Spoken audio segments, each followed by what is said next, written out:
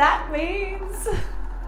It's peak week! It's the square root of, this 4 squared. Square root of 16 is 4. Yeah.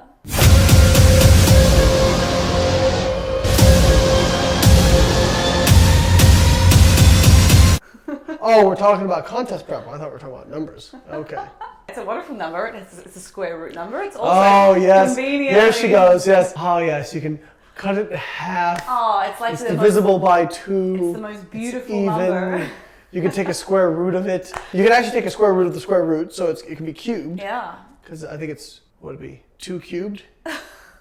No, it's not 2 cubed. That's wrong. Because 2 cubed is 8. Anyway. It's a nice even number, and I like things even. She likes even numbers. How are you going to feel about it ending on week 17? Although we'll have a recap on afterwards, so you can call that week 18, and then there you go.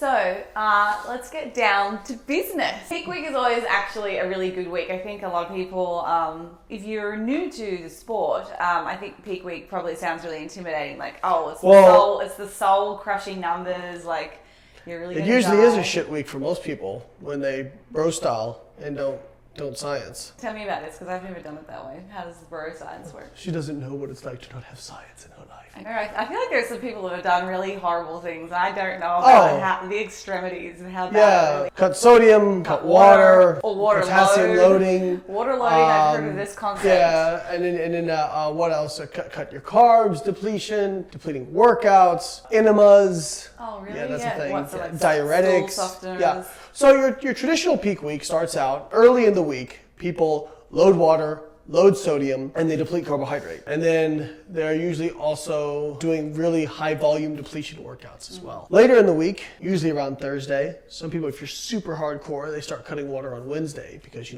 dries the skin, bro. Yeah. Just like tilapia. Tilapia, funny story. Tilapia makes you dry.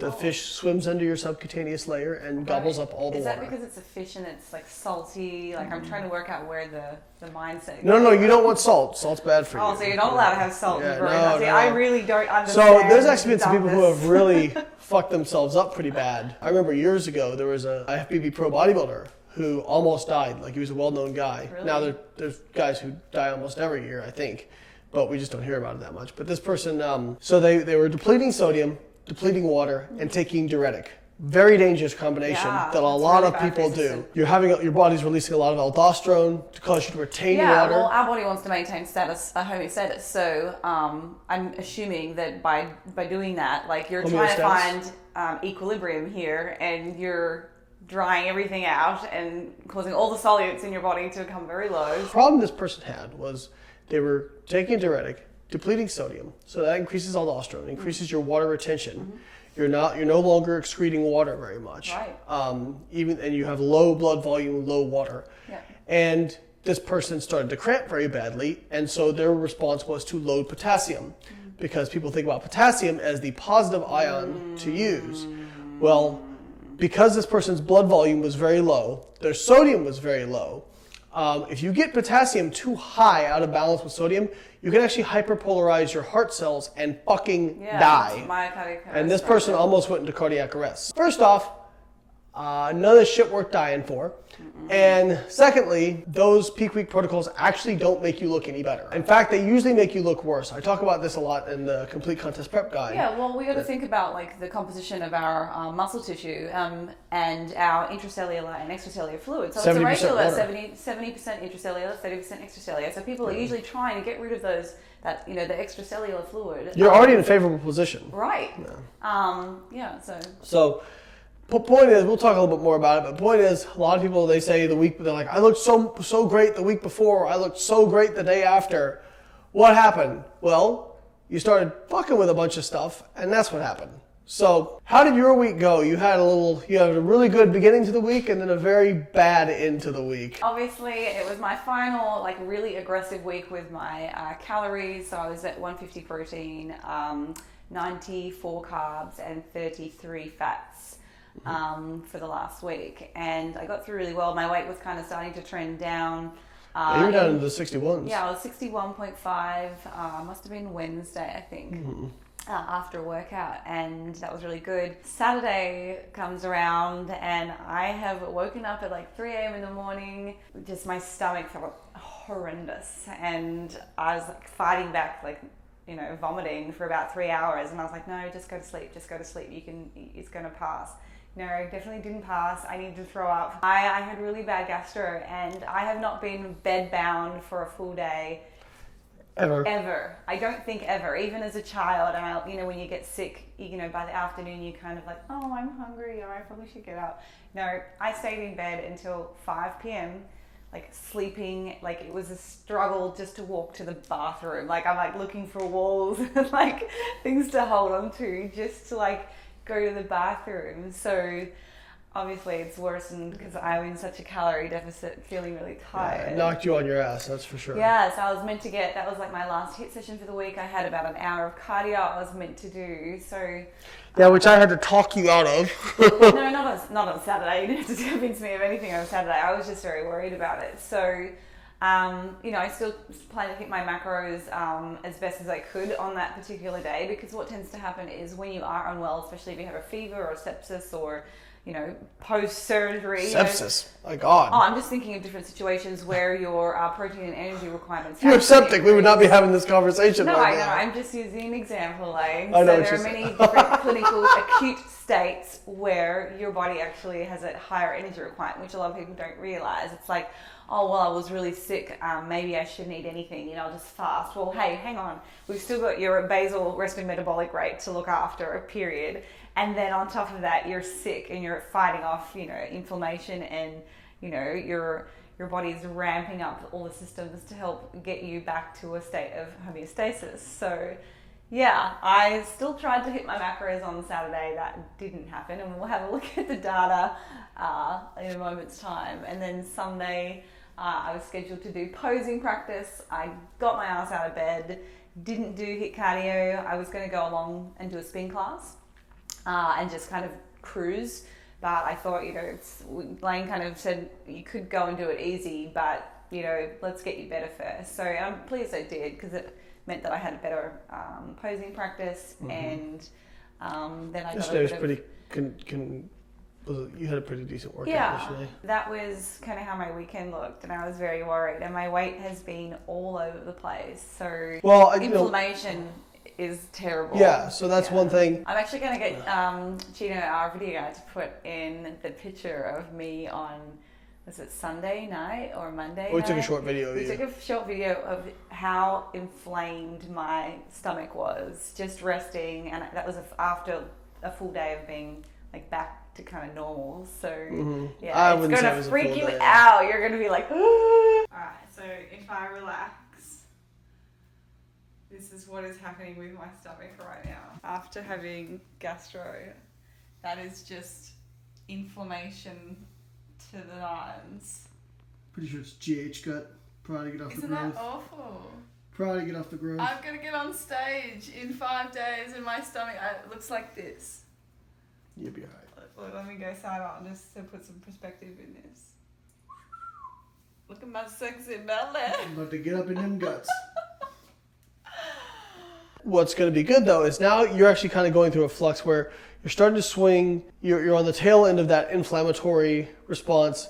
So now you're going to start to swing. You're probably going to be a little bit watery today and tomorrow, and then you're going to start to swing back, which is perfect for the weekend. So why don't we go look at the data and show them what you're going to do. Yep. Okay, let's look at the data whilst Lane talks about butt flies and popping pimples. Butt flies? No, bot flies. Butt flies. If you guys haven't checked out bot flies, do it. It's so disgusting, but super I satisfying. saw something really funny the other day. It was a butt pug instead of a butt plug. Oh gosh. I don't want to know. The conversations that we have here are so disgusting. Well, Chino, I'm like his favorite Instagram, all day. Chino's favorite Instagram account is the Slut Whisperer. Data! Okay, average weight this week has come down by 700 grams, which is really good. So you can see, I started this time last week, I weighed in at 62 and a half.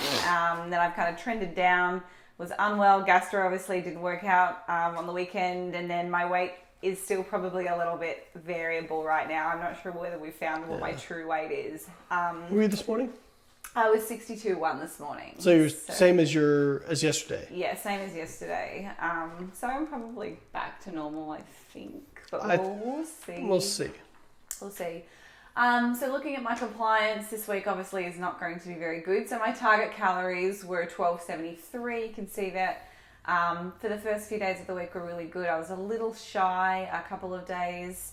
And then Saturday, 8:05. Like I was pushing to get that in at 9 p.m. at night. I think I had like 2 meals back to back, just with some toast and some cereal to get my carbs in, because obviously it was important for my energy levels the next day if I was planning on training.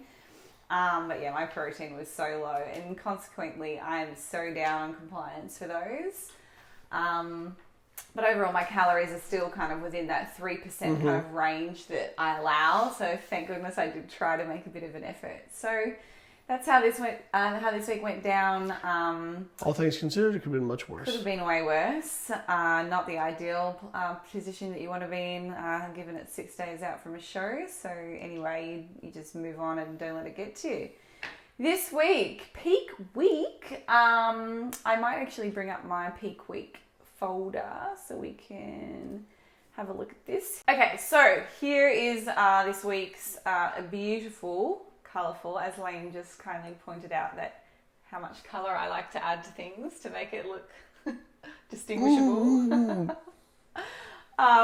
Yeah, so this was Friday, Saturday, Sunday. We actually brought my macros down. Why did you want to bring my macros down? Because that was actually Lane's doing. Why did you do that? Try to squeeze out last little bit of body fat in that time. A mild depletion. So a mild depletion. Yeah. And then early in the week, contrary to what a lot of people do with carbohydrates, which is deplete early in the week, I actually do a front load. Yeah. And the reason being is that glycogen, it's not like it's gonna go anywhere if you're not getting rid of it. You are gonna do some training here, but the point is that if you load early in the week and your glycogen stores are topped off, and then you can start to slowly taper it back down, tighten yourself back up. And then when you get to Thursday, Friday, you've got some leeway to play with. So if you're front depleting and then you're back loading, if you screw up and you either do too much or too little, now you've got a day or hours to fix it. No time to make any adjustments, because it is what it is. Right. Whereas if you're doing it on the front end, you've got several days. You know, if we get to tomorrow, for example, and you look spilled, like you've had a little bit, which I very much doubt, but if you've had too much, we can be much more aggressive tomorrow and Thursday. Yeah. Whereas if you got up on Saturday morning because you've loaded on Thursday and Friday, what are you gonna do? Yeah. Go out and do a cardio session? Yeah. So. Yes, I think the front loading strategy is a sensible option. I've always done that, and I have had a few people, just full disclosure, who did seem to do a little bit better with backloading comparatively, but that. Again, I like this because there's less chance for big screw ups, right? Like I want to squeeze that last 3 to 5% out if we can, but I don't want to lose 20% chasing 3%. That doesn't make sense. I think we actually might have done a backload once before. It was the Tennessee, when we were going into Tennessee, the Flex Lewis show. When I came back, I think we had to kind of adjust. Well, that's because you were a little bit behind. Yeah. So we had to really crush you. So in the situation where you're not quite as lean as you would like to, sometimes you don't get to have the luxury of this front load. If you're not ready, you may have to diet hard right into your Tuesday. Or just to be clear, if you haven't lost enough body fat, all this stuff, just lose as much body fat as you can. Yeah. So. And then maybe the day before you bring your carbs up a little bit. But the other thing with this is now you're having your carbs earlier in the week when you've got more of your hard training. Okay, so you're going to use them correctly. The other thing is I'm not really loading you. Or sorry, we aren't really loading you. I calculated the Monday values to be your maintenance, what your maintenance is. So I wanted to take you to maintenance and then slowly bring you back down to your diet level. Let's plug those in real quick too, just see what kind of numbers we get here. I'm just gonna. So we said 140 180 and 45. So what Probably like 1,700 calories is my guess. 1685. Yeah, so not exactly a smorgasbord. Right. But it is, double the carbohydrate intake that you've been having. It's, significantly more fat intake. Protein is a little bit lower, but we're going to bring that back up, ramping back up into the show. We don't have the time, and it's beyond the scope to go into why exactly we do everything the way we do it. But if you guys wanted more information about this, it is in the complete contest prep guide in detail. There's very detailed. 25 pages on just peak week. Yeah, you go into sodium, fluid, some of the other solutes that people often stuff up. So the other thing you'll notice is that fluid stays steady, and people say, "Well, why? You've got to cut water. You've got to cut water." I'll be very clear. That is the dumbest thing that you can do, is cutting water. Your muscles are 70% water. If you try to deplete water, you will lose water from the interstitial space, from the subcutaneous layer. But you will also lose it from the intracellular space in the same proportion. So that's going if you're in you to be very flat. Right. If you have a 70-30 ratio already, this is what's called Le Chatelier's principle. If you remove from compartment B, it will follow. Compartment A will follow because you're removing that. Okay, so if we remove water out of the subcutaneous layer from the 30%. You have osmosis, guys. Think back to biology at school. It's the same kind of thing. Yes, you're trying to maintain that solute balance because that controls the electrochemical gradient across your cells, which is super important because it basically runs everything in your body. But without going full nerd mode, essentially think about muscle tissue as really soft, squishy tissue. All right? If you suck all the water out of it, it's just this soft, mushy tissue. You pump it up with water. You've got a bunch of water in there. That's what makes it look hard. Look at a balloon. Take a balloon, pump it up, and it stretches out, looks super thin. Imagine your muscle being full against your skin. It's going to make you look tighter and drier. If you suck all the water out of it, now it's not pressing up against the skin as hard, and you look soft. Okay, so that's why you hear people, they'll say, I don't understand, I look so good a week out, I look so good the day after, or they'll post meals like that night after they've had their cheat meal. Usually like salty, high carbohydrate, bit of fats. But they go, they'll like post an ab selfie, they got like veins and they look gnarly, and they're like, I just didn't carb load hard enough. No, you ate like 400 or 500 grams of carbs. The difference is that when you went out, you stopped caring about drinking water and eating sodium, and that's why you look so much better. I see this every year at the Olympia as well. They always look better at the second part, at the night show or at the second day show because it's a 2-day show. Why? Because prejudging's over and they go out and they actually let themselves have some water and some sodium and they look better. So anyway, that's my rant about that. But you'll notice that training stays pretty much the same. No training to failure, no drop sets, nothing like that. We don't want her to be sore on show day. Yeah, so that was something else just to consider. So my last normal training session is on Wednesday. We made sure that I got my hard leg sessions or my bigger leg workout in earlier in the week because obviously it's a larger muscle group. You don't want to be inflamed going on stage, especially in your legs. I have done did my hardest session yesterday. Also a HIIT workout. You can see that there. And yesterday was a bit of a cram. To be honest, I had to go in TUSF and we did get your steady state in, so you're on track right now. Yeah, I am. So tell us. So you went to USF. You're going to be part of a study. Yeah. So that'd be cool. There is a really great clinical trial going on at USF at the moment with James Longstrom. He is looking at the physiological and psychological changes to professional physique athletes pre and post. So it's 2 weeks prior to actually going on stage, and then he's doing 8 weeks, and I think there's going to be another 8-week follow-up after that as well. So we get to self-select our reverse diet protocols, and we will be looking at all of the changes that are taking place. So I had all baseline testing done yesterday. I got to get my resting metabolic rate tested using the... He's going to love you. You're going to have all kinds of data for me. Here's my table. I shared all this with him. He was like, oh, this is really good. So, we took all the baseline testing. I had my leptin done, T3, T4. Interesting to see what your leptin is. Yeah, I am really interested too because I don't particularly feel like hunger has been something that has bothered me significantly. I don't know whether I am just not very sensitive to this over the years. Obviously, you guys follow me along. I had an eating disorder, and whether or not that skews how I. There is some data that like your markers. There's like an inhibition or something like that. Yeah, people tend to go one way or the other. It's like they don't have hunger at all, or they are ravenous all the time. Yeah, so I'm definitely not that. But interestingly, you still overeat because you're a foodie. You just like food. Yeah. So it's like food. some people just.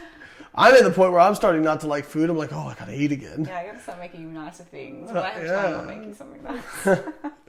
It's okay. Yeah, so that was yesterday. Yesterday was really fun. But so cardio is ramping down, as you can see. So by the day before, she's going to be doing none. And that's so her legs are fresh on show day. So she has energy to pose and all that kind of stuff. And workouts go down to the day before, a 40-minute whole body workout just to get a pump. Nothing serious. Just basically literally get a pump. Same thing day before, 25 minutes. So, her calories coming down, but her energy outputs also be going down. And this Friday right here we leave as a swing day. So this is one of these days where if she's looking too flat, we can add more food back in. If she's looking like she needs to tighten up a little bit, we can dial the food back and let her lose a little bit extra body fat and body water, whatever. And then on show day, here's our protocol. Nothing very aggressive, just very... Keep in mind, guys, I know that you have all been following along using the table. Don't try and use these numbers for you because they're going to be drastically different. Like the amounts of fluid that I've listed here and the sodium are going to be totally... Shameless plug in 5, 4, totally 3, different for you. 2, 1. So... if you would like something tailored to you, you can hire a coach. Yeah, we offer coaching. Funny that. Look at that. But also, the Complete Contest Prep Guide has all this laid out in a nice table that shows you exactly how to apply it for you, your metabolism, what you've been doing. It's very specific, no guesswork. So if you want that, we'll put the link in the description and you guys can grab it. But there's reasons we do all this. How are you feeling about the plan? Do you feel pretty confident? I probably would have pushed it a little bit more aggressive over Monday. Depletion, you mean? Yeah, I saw some photos today just when I was doing some posing, and I'm not happy right now, but I have to remind myself that I was sick and how I probably really look is not accurate. There's a lot of flux going on. Yeah. And I think that what's going to happen is, one, you're essentially getting a diet break for a couple of days. Yeah. So I think that your metabolism is going to respond. Right. And as I've noticed in this kind of peak week, like tomorrow should be your heaviest weigh-in. Mm-hmm. So if tomorrow is good, that's a really good indicator that you're going to be very, very tight on show day. Yeah. So, and if it's not, then we'll get more aggressive and take more calories out. But Wednesday is kind of the day where, I typically with clients will make coaching decisions based on that. Yeah. I guess, guys, stay tuned. We're going to have, we will have a lot of, we'll have a lot of stuff on Instagram. So if you guys follow, make sure you follow us on Instagram. Follow me on Instagram if you're not following me and you're new just to my YouTube channel, because I know a lot of you have been commenting on and saying, hey, I've just found your channel. Look me up on Instagram. It's Holly T. Baxter. We'll kind of, video the entire stories day, up and that kind of stuff. Tell you how I'm going and all the behind the scenes stuff and any other tricks that we come up with. It's going to be a big show for figure. It's got 18 figure competitors, that which was is really good. Last week we were chatting to Paul Ravella, who is running the Tampa Natural, there's a lot of competitors, and I think there's probably going to be more by now. So it's going to be a tough lineup. You're nervous, champ? Yes, I'm always nervous, but yeah. Go get them. It's going to be really fun. Go and grab yourself a copy of the macro tracker. It's available on my website, which is www.hbnutrition.com.au. I am Australian. That's AU for Australia. You can also get a copy of the Contest Prep Guide at BioLaneShop.com. Is that BioLaneStore.com. BioLaneStore.com. We'll put the link in the description. And I think that is probably all. Follow Lane on YouTube if you're not following him. BioLane. Yep, make sure you go get the progress tracker off her site. A lot of you guys ask about that. Yes. So not really a macro tracker, but more of a progress overall tracker. Yeah. But it's you can enter in everything and it helps you just track everything. It's so useful in my opinion. But some people don't get so excited about that much data. They're losing out. So follow along And next me week, luck. we'll have an update for you guys about how she went. Yes, So, and then there's another one. how she went? I'm already talking Australian. And then the week after that, WBFF. So get ready. Here we go. Stay tuned. Vengo del norte, güey, del mero norte, güey. Sí, sí, sí, sí. Traigo una güerita que me dice que me quiere de verdad. Amigos cambiados, enemigos ahora quieren regresar. Pero si no estás aquí, antes de estallar, no confío en ti, hazte para allá. Andan malheridos porque ya explotamos como una granada. Me agarro a todas las morras por las que antes yo me la pelaba. Ayer me agarré una de Argentina, le rellené la empanada.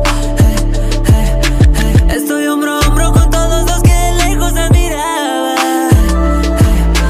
Con todo respeto, el trono es mío, a mí nadie se me compara.